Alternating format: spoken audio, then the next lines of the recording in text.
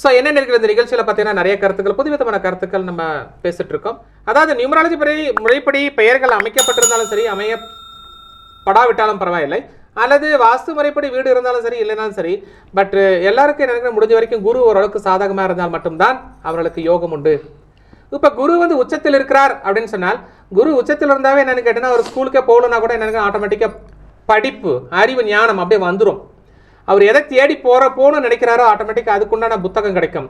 இல்லை ஒரு நெட்டில் போயிட்டு என்னென்னு கேட்டிங்கன்னா இந்த மாதிரி ஏதோ ஒன்று தேடுறான்னு சொல்லி போட்டு அடித்து டக்குன்னு என்ட்ரு கொடுத்தோம் ஆட்டோமேட்டிக்காக சஸ்ன்னு எல்லாமே டீட்டெயில் வந்துடும்.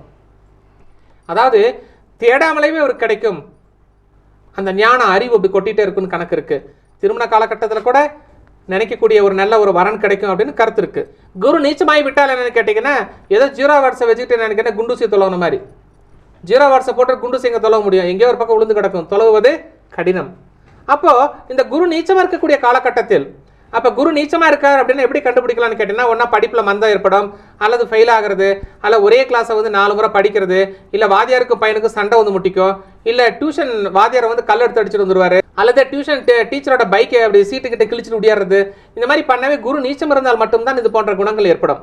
அப்போது இந்த மாதிரி நீச்சமாக இருக்கும் போது நம்ம என்னென்ன மாதிரி பொருட்கள் தானம் செய்யப்பட்டால் என்ன நடக்கும்னு கேட்டிங்கன்னா, ஒருத்தருக்கு வந்து ஒரு தெய்வ விக்கிரகங்கள் கொடுக்கறது, ஒரு சாமி ஃபோட்டோ ஃப்ரீயாக கொடுக்கறது, இல்லை ஒரு விநாயகர் சின்ன ஒரு ஸ்டாச்சு மாதிரி இருக்க கொடுக்கறது, அதே மாதிரி வந்து கோவிலுக்கு ஏதாவது பூஜை சாமான்கள், கோவிலுக்கு ஒரு மணி வாங்கி கொடுக்கறது, ஒரு பிளேட்டு வாங்கி கொடுக்கறது, அல்ல கற்பூர ஆரத்தி தட்டை வாங்கி கொடுக்கறது, அல்லது ஒரு ஊதுபத்தி ஸ்டாண்டு வாங்கி கொடுக்கறது, அல்லது ஒரு கிறிஸ்டின்ஸாக இருந்தால் எனக்கு என்ன கேண்டில் ஸ்டாண்டு வாங்கி கொடுக்கறது, இது மாதிரி சில பொருட்களை வாங்கி கொடுக்கும் பொழுது எனக்கு என்ன தோஷ நிவர்த்தி ஆகப்பட்டு அவர்களுக்கு திரும்பவும் என்னன்னு கேட்டால் குரு ஓரளவுக்கு நல்ல பிளேஸில் வந்து நல்ல பவர் இருக்கிறதுக்கு வாய்ப்புகள் இருக்குது.